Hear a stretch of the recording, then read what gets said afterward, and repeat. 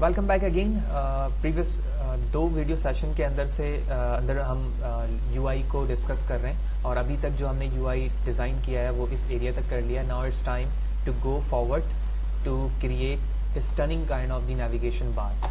तो stunning kind के navigation को बनाने के लिए, यानी हम बेहतर तरीके से नेविगेशन को किस तरह से बना सकते हैं, इसके लिए मैं बिल्कुल अपने वही टेम्पलेट को कॉपी पेस्ट करूँगा जो कि ऊपर मौजूद है। कॉपी करता हूँ और उसके बाद नीचे पेस्ट करूँगा और जो इसकी इंटरनल पार्ट है उसे डिलीट कर दूँगा।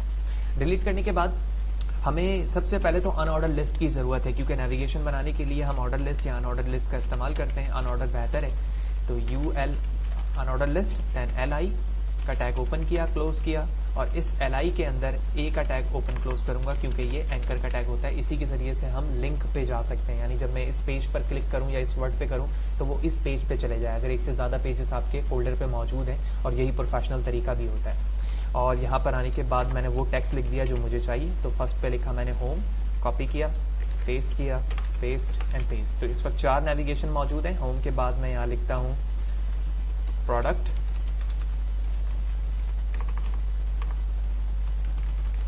about us and contact us. You can write as you want, ठीक है। लेकिन अभी यहाँ पर मैंने ये लिखा है, डमी तौर पर मैं यहाँ पर href में हैश दूंगा ताकि पेज सिर्फ रिफ्रेश हो। ऑल्दो आपने अगर एक से ज़्यादा पेजेस बनाया हुआ है तो आप डायरेक्टली वहाँ पर लिंक भी देख सकते हैं, जो कि मैंने प्रीवियस वीडियो सेशन के अंदर बताया हुआ है कि उसका क्या तरीक़ेकार है। आप उस सेशन को ज़रूर देखें अगर आपने प्रीवियस सेशन नहीं देखा है। कंट्रोल एस प्रेस करता हूँ, उसके बाद रिफ्रेश करता हूँ पेज को कि इसकी यूआई किस तरह से दिख रहा है। तो आप देख रहे हो यहाँ पर ये इस तरह से हमें दिख रहा है। अब इसमें CSS की प्रॉपर्टी लगाना है, इसको डिस्प्ले इनलाइन ब्लॉक करना है। ब्लॉक करने के बाद इसको ब्लॉक बनाने के बाद बैकग्राउंड, फोरग्राउंड, कलर, होवर पे इफेक्ट का चेंज, वो तमाम चीज़ें यहाँ पर रिक्वायर्ड हैं। तो सबसे पहले तो मैं अपने UL के अंदर आता हूँ और UL के अंदर LI मौजूद है और LI के अंदर डिफरेंट क्लासेस हैं। तो ब्लॉक लेवल बनाने के लिए UL LI स्पेस पे भी डायरेक्टली अप्लाई कर सकता हूँ। तो मैं CSS की प्रॉपर्टी पर आता हूँ और डायरेक्टली यहाँ पे लिखता हूँ UL स्पेस LI एंटर, और यहाँ पर आके कहता हूँ display inline block. Control S करता हूँ, पेज को रिफ्रेश करता हूँ। आप देख रहे हैं कि ये चीज़ें बिल्कुल इनलाइन हो चुकी हैं। अब मुझे पैडिंग की ज़रूरत है, तो मैं यहाँ पर पैडिंग देता हूँ 30 पिक्सल।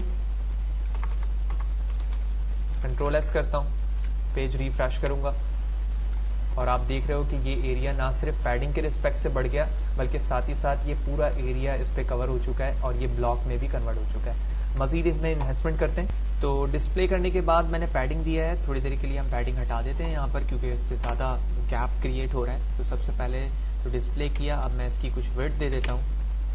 तो विड्थ करते हैं हम 266 पिक्सल, ठीक है। हाइट करते हैं कुछ 35 पिक्सल कर देते हैं, और लाइन हाइट यानी कितने लाइन के हाइट पर ये अपने आप को एडजस्ट करेगा 35 पिक्सल। कंट्रोल एस करता हूँ और वेब ब्राउज़र पे आके पेज को रिफ्रेश करता हूँ। तो आप देख रहे हैं कि इसका एरिया भी कम हो गया, साथ साथ बैकग्राउंड वाइट भी दिख रहा है मुझे, और एडजस्टमेंट भी हो गई इसकी। और इसका कलर ऊपर वाली कलर से इसलिए मैच हो रहा है कि इस पर मैंने HTML पे अगर आप देखो तो डार्क लिया हुआ है। मैं डार्क को हटा दूंगा तो ये दोबारा उसी कलर पे वापस चला जाएगा जो ऊपर वाले डिफ का है। तो आप देख रहे हो उसी कलर पे दोबारा ये कन्वर्ट हो चुका है।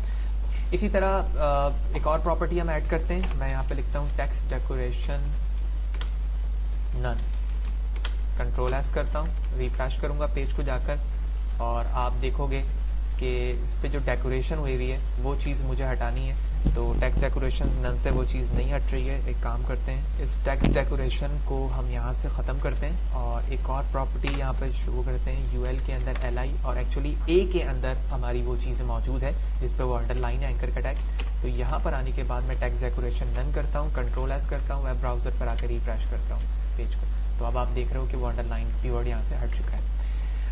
LI के अंदर जो जो चीज़ें मुझे रिक्वायर्ड हैं वो सबसे पहले तो उसका कलर है, क्योंकि डिफ़ॉल्ट तौर पे वो ब्लू कलर पे आ रहा है। तो मैं उसके कलर को करता हूँ वाइट, ठीक है।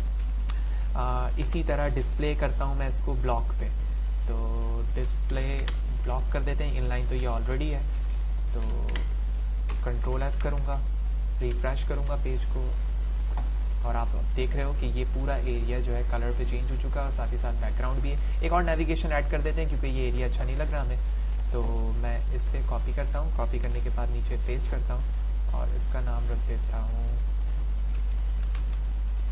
Bye now, control S, refresh. दरअसल एरिया ज़्यादा हो गया, मैं थोड़े से CSS पे वापस चलता हूँ और बॉर्डर रेडियस नहीं, विड्थ मैंने दी हुई है, लाइन हाइट भी दी हुई है। ओके, तो LI की विड्थ में कुछ चेंजेस करते हैं। मैं इसे 200 करता हूँ। 200 करने के बाद कंट्रोल एस करके पेज को रिफ्रेश करते हैं, तो अब आप देख रहे हैं कि इसकी एडजस्टमेंट हो गई है यहाँ पर। और होम के बाद जो गैप है उसे क्रिएट करने के लिए मैं मार्जिन लेफ्ट लेता हूँ और उसे भी ट्राई करके देखते हैं। तो margin left 200 pixel, control S, refresh the page, और काफ़ी गैप आ गया और साथ ही साथ नेविगेशन भी डिस्टर्ब हो गया है। तो मैं पहले 20 पे चेक करता हूँ। ठीक है, तो कुछ एडजस्टमेंट हुई है लेकिन इतनी ख़ास नहीं, तो मैं इसे 50 करता हूँ। तो ये नीचे की तरफ आ गया, तो मैं समझता हूँ 30 ही काफ़ी है इसको ब्यूटीफाई करने के लिए। 20 ही ऑलमोस्ट सही है। क्लियर?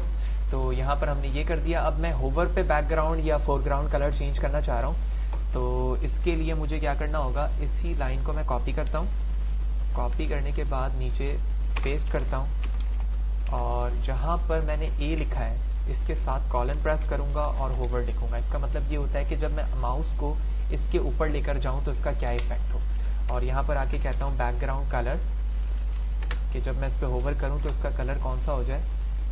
मैंने कहा फॉर एग्जांपल दिस वन, ठीक है। और साथ ही साथ जो टेक्स्ट का कलर है वो वाइट से ब्लैक हो जाए। कंट्रोल एस करता हूँ, वेब ब्राउजर पर आता हूँ, पेज को रिफ्रेश करता हूँ। अब आप देख रहे हो कि होवर पे ना सिर्फ इसका बैकग्राउंड बल्कि फोरग्राउंड कलर भी चेंज हो रहा है, और जब आप इस पर क्लिक कर रहे हो तो हैश साइन आ रहा है, विच मीन पेज रीलोड हो रहा है। तो ये एरिया नेविगेशन का था। होपफुली आपको ये तमाम चीज़ें क्लियर होंगी, जिसके अंदर हमने CSS की प्रॉपर्टी अप्लाई की और देखा कि LI के अंदर हमने किस प्रॉपर्टी को लगाया है और एंकर के टैग पर क्या लगाया और होवर की प्रॉपर्टी पे क्या लगाया। और अगर सिंपल सोर्स कोड की बात की जाए तो बिल्कुल सिंपल सा है। UL के अंदर मैंने LI और LI के अंदर A यूज़ किया है। नाउ नेक्स्ट वीडियो सेशन के अंदर हम स्लाइडर की जगह इमेज को एडजस्ट करना देखेंगे। होपफुली जब हम आगे जाएंगे सेशन पे और वहाँ पर जाकर बूटस्ट्रैप का इस्तेमाल करेंगे तो वहाँ पर स्लाइडर भी ऐड करेंगे। सो इस वीडियो सेशन में इतना ही।